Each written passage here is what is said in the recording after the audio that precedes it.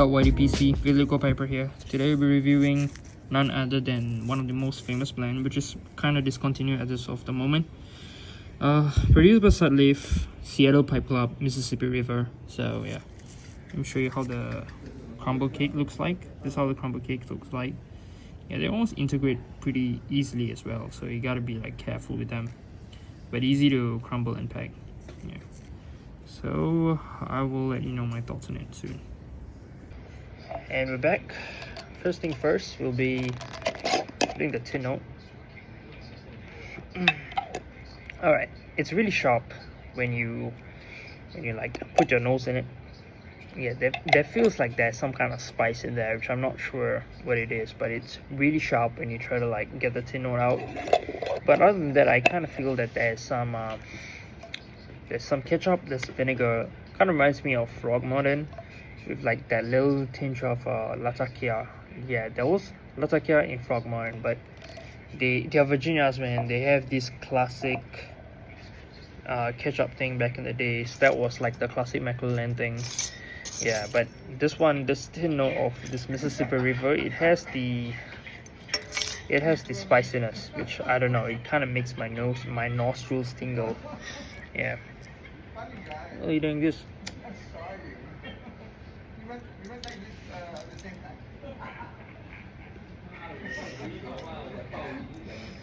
As for tin presentation, for me, like I did not get the chance to look at the tin face to face, because I got this in like the 25 grams packaging in Singapore. So they have this lame ass, oh, smoking is bad for you kind of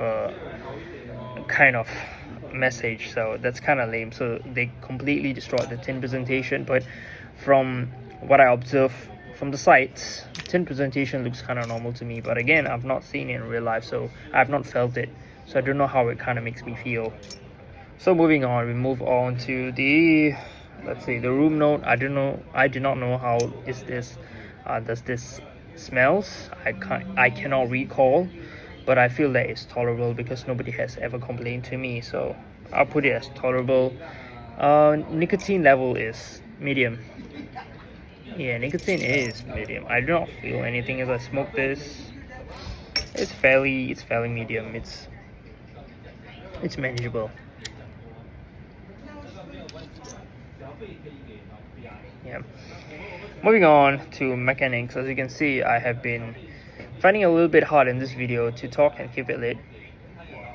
Even there, it's already going on. So I feel that it's fairly challenging to light it up at first, and as well as to keep it lit. So yeah, we will go to the second point later on, because when you try to keep it lit, something else happens. Yeah, I'll get back to you on that. But other than that, the moisture level for this seems fairly dry. It's not too moist, but it kind of picks up. It's not as challenging as Samuel Gareth, that is for sure, but it also has its own set of challenges. And of course, it's a crumble cake. It's really fragile, so you have to make sure that you do not like rub it out to the point where it becomes like fine dust as well. And I also forgot about the flake or the tobacco presentation, because it kind of feels flaky, kind of feels fragile. So you also have to be, which already shows you that how fragile it is, because it can just tear apart and you can just pretty much like shake it in a box, and I feel that it will disintegrate. I mean, it will rub itself out. That's the kind of vibe that I'm getting from this tobacco, this crumble cake, because this is a crumble cake tobacco. And lastly, we mentioned about how it's pretty much challenging to keep this tobacco lit, and it requires a couple of relights. But well, some of you all out there like myself who do not like to relight tobacco sometimes and tries to like keep it lit, I don't think that's a good idea, because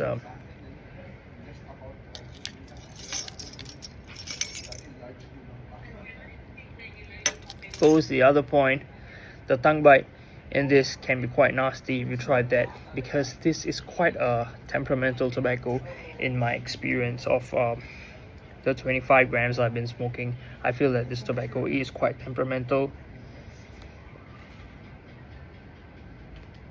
So make sure that if it goes out, just let it go out, put it for a while, and make sure you sip slow. And or you can try to sip as slow as you can, but I cannot guarantee that your tongue is gonna survive that, because even I'm trying my best to sip it as slow as I can, but even then it still cooks my tongue. So yeah.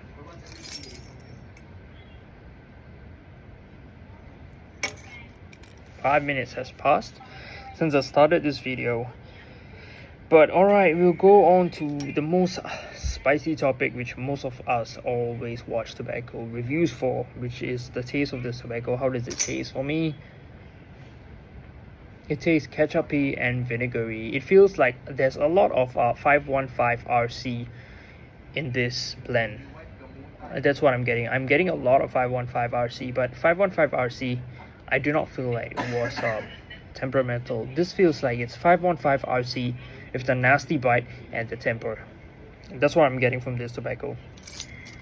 It has quite a bite to it. I'm getting, maybe it's but the chemistry of my mouth that's not getting well, but that's what. And the taste is ketchupy, vinegary. I do get a lot of 515 RC. If you have smoking that 515 RC, we get like the tomato, that kind of like the vegetation, the kind of like the herbal notes that 515 RC one tends to give. Which when I smoke this, especially in my meerschaums, I do not feel there's much of the Latakia presence. It's there, but very little. I can feel just a little bit of the woodiness and the smokiness, just a little bit, but compared to how dark it looks in the crumble cake, it definitely feels like there is not much Latakia as you expected it when you see it, you know. Which goes, if you smoke it in a briar, let me light this out real second. So if you smoke it in a briar, you can feel the Latakia coming out, because for me especially, when I smoke my English blends, I feel that I can taste a lot of the Latakia. That's why I love to smoke my briars. I love to smoke my Latakia blends and briar, but these days I smoke it in this bad boy because I want my meerschaum to color. So yeah, that's the only way you can color them, because you smoke them, you'll color them. If not, you're not gonna color them at all. You never miss anything. Yeah, lastly, because of the supposedly lack of that Latakia kick I'm getting, and I get a lot of like the ketchup vinegary blend, it goes to say that this is really not my cup of tea. I smoked 515 RC, and yeah, it was not my cup of tea either. But the thing is, 515 RC does not bite you at all, really. You can smoke it as fast as you can, but it has like that sauce, that salt leaf sauce, but it does not bite you, surprisingly. So it did not bite me. But this blend, it's quite temperamental, so you gotta sip it slow. Don't really seem to hate on this blend, but yeah. But will I buy this again? Currently this blend is discontinued. It discontinued sometime early this year. It's off the shelf, so if you're lucky enough to pass by in a brick and mortar store, if you're curious enough to try it, you can try it. Yeah, especially if you like the Latakia with a little bit more like a red Virginia forward, with that tomato, ketchup, that tanginess. Yeah, sure, go for it. But will I buy this again? Personally speaking, I will not buy this again, because I feel like, yeah, I would not even buy this if it was available. So let alone if it's discontinued. If I go and see it in the store, I'm not gonna buy it, because somebody else who likes it should get it. But other than that, that's pretty much sums up for my Sutliff version of Seattle Pipe Club, Mississippi River. And this tobacco, I will feel like I'll give it 2 stars. Yeah, I'll give it 2 stars. So just a pass.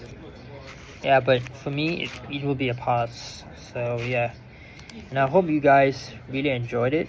Really enjoyed this video, this tobacco review. Let me know if there's anything else I can improve on, because I love reviewing tobacco. And this is the final review. And yeah, I'll wrap this up, and thank you all for watching. I hope you guys have a nice evening, day, whichever part of the world you are at. You're all wonderful people. So yeah, take care everyone. Yeah, peace to everyone.